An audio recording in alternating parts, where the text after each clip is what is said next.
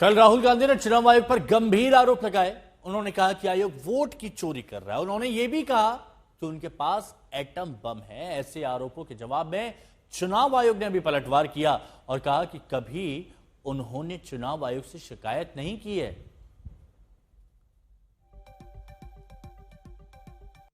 Vote चोरी हो रही है और अब हमारे पास ओपन एंड शट प्रूफ है कि इलेक्शन कमीशन वोट चोरी में इन्वॉल्व है। और मैं लाइटली नहीं बोल रहा हूं, मैं 100% प्रूफ के साथ बोल रहा हूं, ठीक है।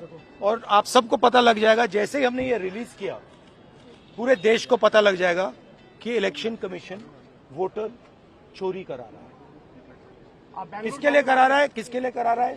बीजेपी के लिए करा रहा है। ओपन एंड शट है, नो क्वेश्चन। हमें मध्य प्रदेश में सस्पिशन था, लोकसभा में सस्पिशन था, महाराष्ट्र में वो थोड़ा आगे गया, स्टेट लेवल पे हमें लगा कि यहां पे चोरी हुई है। वोटर एडिशन हुआ था, 1 करोड़ वोटर्स ऐड हुए थे। फिर हम थोड़ा डिटेल में गए, हमने कहा देखो अब इलेक्शन कमीशन तो मदद नहीं कर रहा है, तो थोड़ी ग्रैन्युलैरिटी में जाना है, गहराई में जाना है। तो हमने अपना ही इन्वेस्टिगेशन करवाया, उसमें 6 महीने लगे और जो हमें मिला है वो एटम बॉम्ब है। मतलब एटम बॉम्ब है, फटेगा तो आप इलेक्शन कमीशन आपको दिखेगा नहीं हिंदुस्तान में। तो राहुल गांधी कह रहे हैं कि एटम बम फटेगा तो इलेक्शन कमीशन दिखेगा नहीं। संवैधानिक संस्थाओं पर जब सवाल उठाया गया तो फिर बीजेपी की तरफ से भी जवाब दिया गया। केंद्रीय मंत्री किरण रिजिजू ने राहुल के इस बयान पर पलटवार किया है। देखो, राहुल गांधी ने बार बार संवैधानिक संस्थाओं को धमकी दिया है, ये पहली बार नहीं है।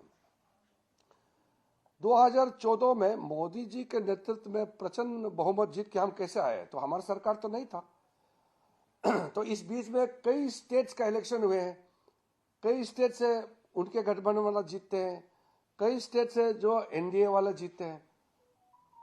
तो वो कैसे जीते फिर? एक केरल में, तमिलनाडु में, कर्नाटका में, तेलंगाना में, पंजाब में, हिमाचल में, पश्चिम बंगाल में कैसे जीते वो लोग? क्या बात करते हैं? वो जब जीतते हैं तो सब कुछ चंगा है, और जब हार जाते हैं तो वो इलेक्शन कमीशन के सर पे वो लोग फोड़ देते हैं। ये लोकतंत्र को कमजोर करने के लिए जो षड्यंत्र रचा रहे हैं, उसमें बहुत बड़ा मुझे ये खेल दिखाई देता है, बार बार संवैधानिक संस्था को अटैक करना।